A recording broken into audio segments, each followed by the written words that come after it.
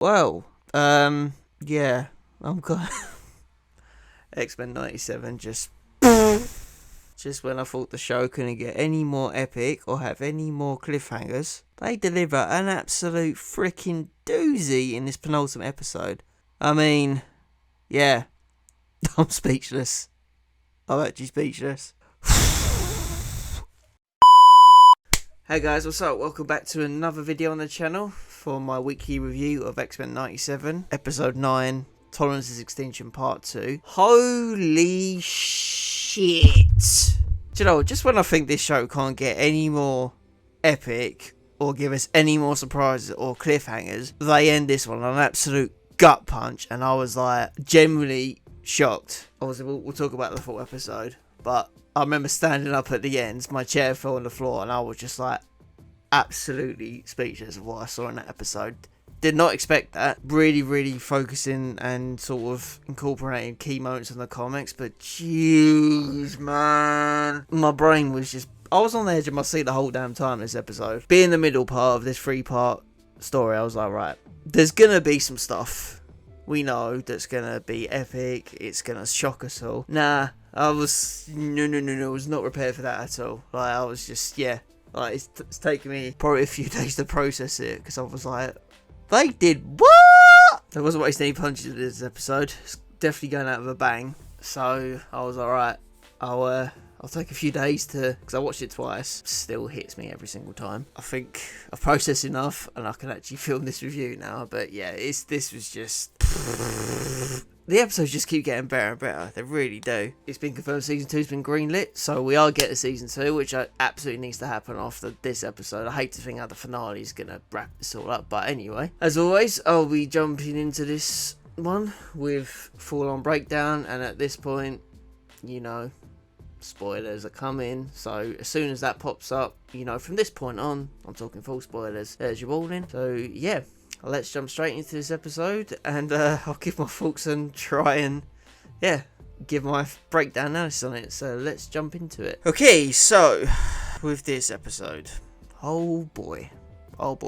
One thing I noticed at the start, though, obviously with every X-Men episode, they have one of the characters saying, like, previously on X-Men. And I've noticed that every time this has happened, and a certain character's done it, that character's either ended up dead, or they've ended up in trouble. So this one, Wolverine narrated the previously on X-Men. And I was like, oh no, something's gonna happen to Logan, which it freaking does. And this is the final part of the episode, which I'll jump into. But I was like, well, that was clever, wasn't it? So that was a little sort of thing I picked up there. So as we know, Professor X returned at the end of the last episode, after what happened with the mansion and obviously Magneto and the blackout. And then we see the X-Men talking about how they need Magneto to undo this blackout, so they have to reverse what he's done, basically. So the essential main plot is that they're trying to stop Magneto and get him to reverse what he's done with this global blackout. So we have the episode starting, and we see all of the characters, they're sort of dealing with the aftermath of what happened in episode 8, and how they're trying to process that Professor X is back. It's not as smooth sailing as you'd think. See, the X-Men got completely burned down. So we see Xavier's back in his wheelchair as he's lost the exoskeleton he had from the Shah. Cool little thing that we knew was going to happen. But we see Magneto's back in his old costume, so it was good to see him back in his OG threads. But this just really emphasises that he's going back to his old ways, which you see unfold throughout the episodes. And then we sort of see, with that news report, Bastion leaked out, how the humans are treating the mutants. Like, we see Jubilee and Sunspot, they get cornered by a bunch of humans threatening them. And it really shows that the humans haven't sympathised with the mutants since this Genosha attack, and that there's this massive divide still. It's an interesting one. Obviously, this is a bit of a side segment, but obviously growing up, you were like, oh, well, I'm on the side of Xavier. But I feel what X-Men 97 has done well, it's kind of shifting people thinking, oh, actually, maybe Magneto has actually been right all along. So it's interesting. I don't know what you guys think. Like, are you on the side of Xavier or Magneto? I'm a bit divided at this point, I'm going to be honest. I was always for what Xavier was trying to do, you know, with the whole trying to get people to accept mutants and that. But as X-Men 97's gone, I'm like, oh, do you know what? Magneto's freaking right. He obviously, he's gone about it in not so good ways in the past. As this season's unfolded, you're like, actually, do you know what? Magneto's freaking been right all along, and everything he said that would ever happen with, like, you know, humans not accepting them and revolting is freaking happened. So at the moment, I can kind of see this division, and I'm kind of more lean towards Magneto, but anyway, I digress. And then what was a cool moment as well is after Jubilee and Sunspot get trapped, we see Storm and Forge return, obviously wearing their comic accurate suits, which tends to be a thread during the episode, so that was really sweet. Then after this, we switch back to Magneto, and we see he's made Asteroid M, which was originally meant to be a safe haven for mutants, which would eventually become Genosha. So that's just a little bit of comic background there. A symbolic Magneto creating Asteroid M, as it further creates a divide, and this is a safe space for him and the mutants, so he's really like trying to cut himself off from humanity altogether. And it's kind of like suggesting that he's taking the fight back to the humans. He's going back to the ideology that mutants are a superior race and that humans will never be on level with them. Then we catch up with Bastion, and he seems to be walking through the streets carrying his mother back to the childhood home that we saw Jean, Scott and Cable in the previous episode. And obviously since there's EMP, all the Sentinels, they've gone offline essentially, so it's just like eerily quiet. I mean, Bastion even turns around and he says to his mother like, it's finally quiet, which is a reference to his origin story, because when he was younger he was hearing all the different voices and the different technological like devices and robots and stuff, so it was a little callback to that. And then we go back to the X-Mansion where all the X-Men are there and they're trying to form some kind of plan as to how they're going to take the fight to both Bastion and Magneto. Then we see them suggest that Nightcrawler will transport them all to Muir Island, which is a backup base the X-Men had. It's well known in the comics. It's kind of like off the coast of Scotland. It's where they have like more gear, supplies. I think they have spare Blackbirds and stuff, so it's kind of like going to be a new base because the mansion's completely trashed. Interesting thing as well I noticed, we see Cyclops isn't really following Xavier's lead anymore, and he doesn't agree with the decision to leave Magneto in charge, which we knew this was going to come anyway. And then during this mission briefing, Cyclops takes the lead, calling out the plans, and obviously as the team's discussing plans, Wolverine jumps in and says he has to kill Magneto, where Xavier then jumps in and says, Logan, if you want to punish someone for today, then punish me. But I think that Magneto's not going to stop. As this part of the episode unfolds, you really see that Cyclops and Jean, they're not happy with Xavier. They just don't want him there at this point, and I think they feel betrayed by him. So you start to see this divide coming on. Xavier, he does try to have an input with the plans, but Cyclops just completely ignores him, and then he assigns certain X-Men into teams. So, for example, like he sends Rogues to a certain location, and then we got Storm and Jean that will lead Gold Team. Obviously in the comics you have Blue Team and Gold Team, which end up doing certain things on certain missions, so that's cool that they've referenced that. You can just really see the divide between the X-Men at this point. Xavier mentions how he almost recruited Bastion as a member of the X-Men because Cerebro identified him. He then explains that as Bastion is a technophobe, he essentially is the new Master Mold, which we kind of established this. He is the mainframe in charge of and powering the Sentinels, so he's like the main source of power for them. And then Xavier tries to come up with his own plan, but Sunspot says, wasn't your plan to leave Magneto in charge? Look how that turned out. So literally everyone's just kind of like, not saying it's entirely Xavier's fault, but they're putting a majority of the blame on him. And then Cyclops, he just gets a bit frustrated. He butts in and says, look, I've told you what we need to do. We're going to Muir Island, end of, basically. Where we'll split into our two teams, which will be Gold Team and Blue Team. Just as this briefing's unfolding, there's this split moment where Xavier, he looks at Cyclops and realises that he's not in charge anymore, and they're not his X-Men anymore. And I just took away that this could be what leads to a division with the X-Men, which was a thread that was, unfolding throughout the episode about how the X-Men are going to be split down the middle. Do have a feeling that going into season 2, there is going to be a much different X-Men team, and you could even argue that Cyclops might not even essentially be a part of it. So it's just all these little things that I was picking up on. Then we see Forge and Beast working on a power dampening collar, which the aim to put on Bastion, which will render him powerless so he can't control the Sentinels. This is essentially the X-Men plan, and they break off into the two teams. Blue Team to find Magneto to reverse what he's done, and Gold Team who will give the fight to Bastion and take him down once and for all. Obviously what was cool as well is obviously we have Storm. She returns in the episode, but you don't really see anyone catch her up to speed on what's happened, because where she'd been away for a while trying to get her powers back, she has no idea what's actually happened since she's been away from the mansion. Doesn't know what's happened with Madeline, not really understood what happened in Genosha, so she's kind of a bit out of the loop. It doesn't seem to get mentioned, but you just see that she's happy just to be back with like her family and see Jean, who she sees as a sister. It's kind of touched on in the plane before they jump out, but Storm doesn't know what happened with Jean. Jean tries to stop Storm jumping out, And Storm says, I thought of you while I was away, my sister in the darkness that she had to face and overcome. Then she says that Jean survived at the Phoenix, which I was like, oh, that's interesting. Maybe she's referencing about the Phoenix there. And then we switch to a scene with Professor X and Rogue, and you can really see this divide between the X-Men now. She doesn't trust Professor X, and she kind of blames him for Gambit's death. Because Xavier starts talking about Gambit and the Thieves Guild, who recruited him originally, and just him talking about Gambit, it just really makes Rogue upset, brings his death to life a little bit more, and she does place some of the blame on him for it. And then in true Magneto fashion, he comes to the mansion, or what's left of it, and he brings his Asteroid M with him, and he just gives one of the most iconic monologues I've ever seen in a Marvel project. It was just, Magneto talking nothing but spitting facts and truth, and then he says that how he tried to sell Xavier's dream to mutants, and then, how Xavier left him the mansion and his X-Men was his idea, and that they would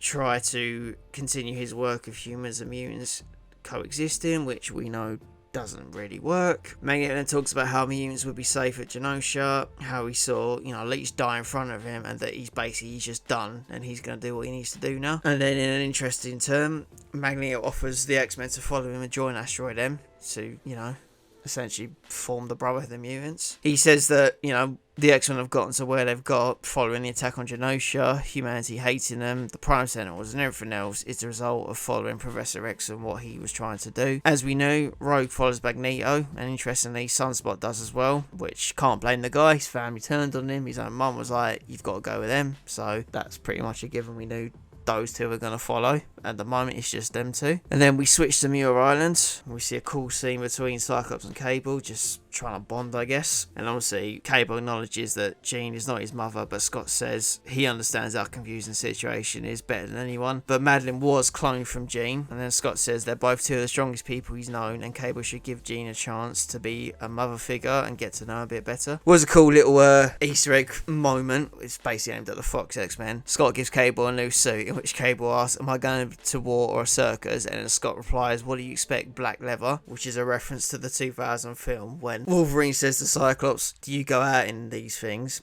And then Cyclops like, what do you expect, yellow spandex? It was just a cool little fun poke at that there. And then badass, we get to see the X-Men suit up into their original comic accurate costumes, which are awesome to see. You get to see Jean's Marvel girl, Cyclops blue OG costume, Wolverine's iconic brown and yellow suit, Storm in her comic accurate costume, which we saw earlier in the episode, and then you see Professor Xavier in his X-Men uniform with the X patches on the shoulders, so it's just dope to see those. And then for these two teams, Gold and Blue, they go their separate ways on their respectful missions at this point. So Gold team head to Bastion, who's waiting and connected to an army of Sentinels. Storm and Forge fight them off while the ground team head for Bastion to try and put this collar on him. See such a really epic fight with like Beast, Jean, Forge and Cable just take on the Sentinels. Really awesome action scenes. Morph being what he does best, he turns into the Hulk, and instead of Hulk Smash, he says Morph Smash. Goes to town the Sentinels. It was just cool seeing him transforming into one of the Avengers. And as the fight ensues, Mr. Sinister shows up, and then he goes for Jean as well. He tries to get in her head, saying,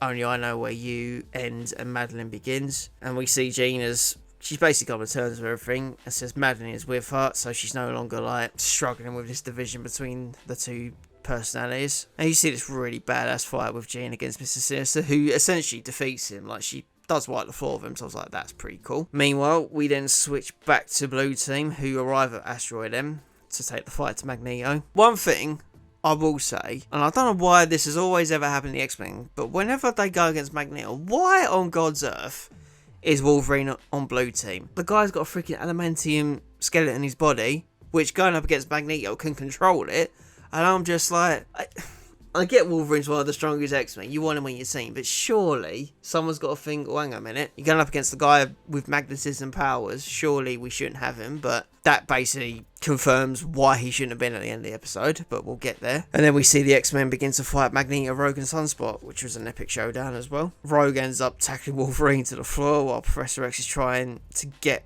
more into Magneto's head, trying one last time to reason with him, which at this point nothing's going to really work. And then you just see the classic Xavier versus Magneto conflicts, and it just shows that Magneto, he's done listening. He really doesn't care about his friendship at this point. I'm sure he does, but I think at this point in the story, he's like, I don't care what you say now, Charles, basically. And then Magneto, he gets so fed up, he just puts a piece of milk over Xavier's mouth and says, I've always wanted to say this to you, old friend, shut up. So he's not playing around at this point. And this is the plan for Blue Team, where it changes as they realise Magneto is not going to reverse what he did on his own.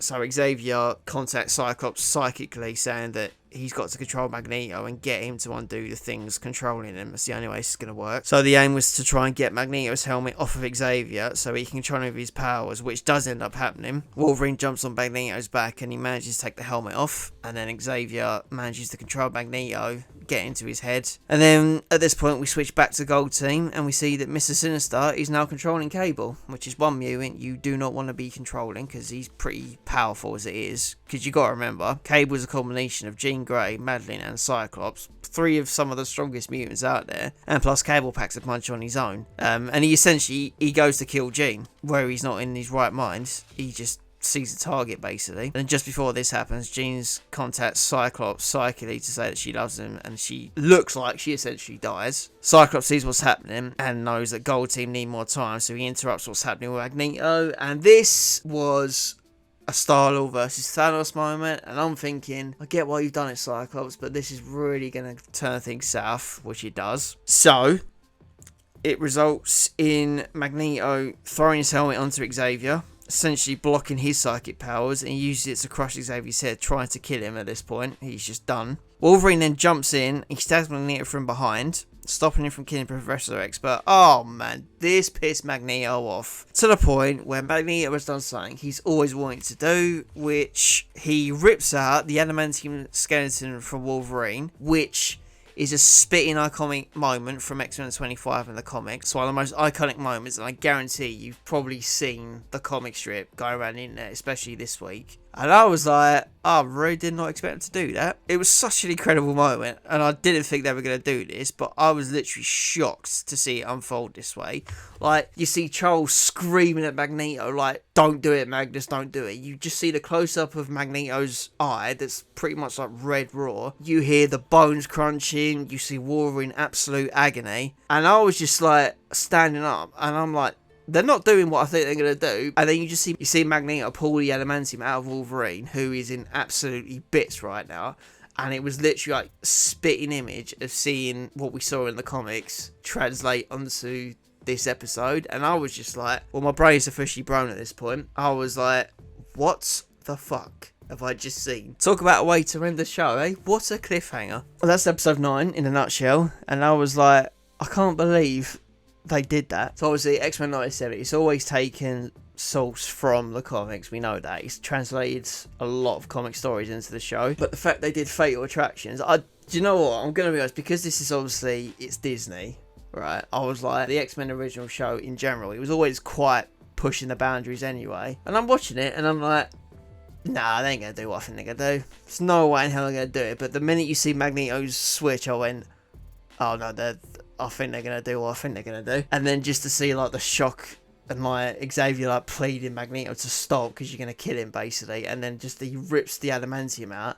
And the episode cuts there. And I'm like, what are you doing? Like, I was in genuine shock. Like, episode 5 shocked me. But the back half of this episode, man, I was like, okay, I was not expecting that at all. Like, I was genuinely shocked. Like, it doesn't take, because obviously being a fan of the superhero genre, you see a lot of stuff and you kind of, oh, okay, yeah, I can kind of see where this is going. But even so, I was sitting there like, I just stood there and I watched the credits and I was just like gobsmacked. I was like, bravo. I was like, well played. I was like, holy shit. So I wasn't expecting that at all. And now I have no idea how they're going to tie this up in the finale. Because obviously we got part 3 of this Is Extinction story. Penultimate episodes are always, they always have the shock factor. There's always like big things that happen. But even so, this could have been a finale. It was that kind of episode. I was like, if you're going to end it here, got no qualms there.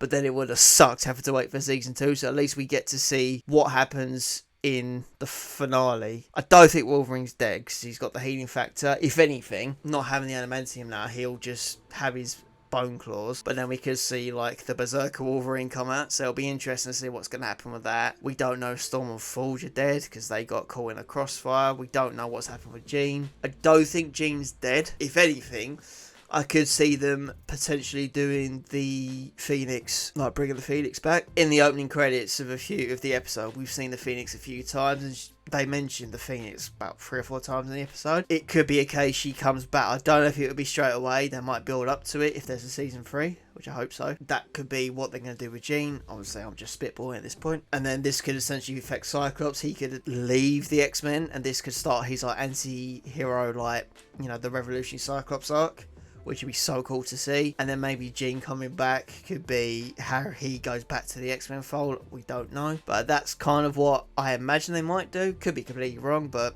that's what in the back of my head I'm hoping they're going to do. One thing about this episode is since it ended, we've been seeing Onslaught and Phoenix trending. Obviously, I've explained about the Phoenix, but I think the reason Onslaught has been trending is because this could be how it happens in the comics. Once Magneto rips out the adamantium for Wolverine, the only way I can describe it, Xavier essentially performs a lobotomy on Magneto, where he gets inside his head, and then the combination of the anger, the pain, the fear, the rage, everything from Xavier is then mirrored with Magneto, and obviously these things all come together, and that's how Onslaught is created. And obviously, like I touched in a previous video, might have been a couple of videos ago, Onslaught is like he's like a sentient psionic being, but he's got the consciousness of Xavier and Magneto, but it's kind of like the worst parts of him. And Onslaught is such a powerful mutant in the X-Men universe, so if they're going to bring Onslaught in, oh boy, are we in for a ride. And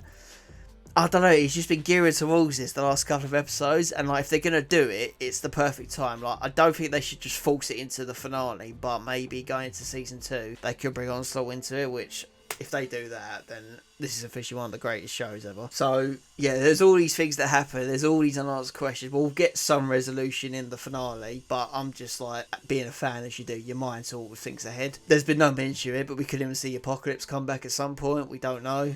Because we've seen Apocalypse in the opening, so maybe that's foreshadowing as well. But yeah, that's my breakdown and review for episode 9 of X-Men 97 Tolerance Is Extinction Part 2. Jesus, guys, honestly. This show, I think the only episode I was it was okay, was episode 3, but it's been like straight up all the way through consistent. And this episode, like, it could have been the finale, it was that level. So many things happen, like, so many answer questions, but it's going to be really interesting to see how this show ends for this first season. But yeah, this is in my top 3 episodes for sure. Just the fact they did the Fatal Attraction stuff, I went, oh, okay. And I was like, never expected to see that with a Disney Marvel project, but they've done it. And now we just got to wait for this final part. So yeah, I've watched this episode a couple of times now, and every time the shock still gets me. But yeah, there's lots of cool stuff in it. Definitely one of the strongest episodes of the season so far. And just seeing what could potentially happen going forward is really interesting. But yeah, that's it for this one, guys. Thanks for watching. Let me know what you think down below. What were your thoughts on the episode? Was you as shocked as I was? Let me know in the comments. Don't forget to like and subscribe down below. And I will see you next week for my breakdown of episode 10 of X-Men 97. Until then, let's take a breather. And yeah, let's gear up for the season finale. But I'll catch you guys on the next video. Until then, peace out.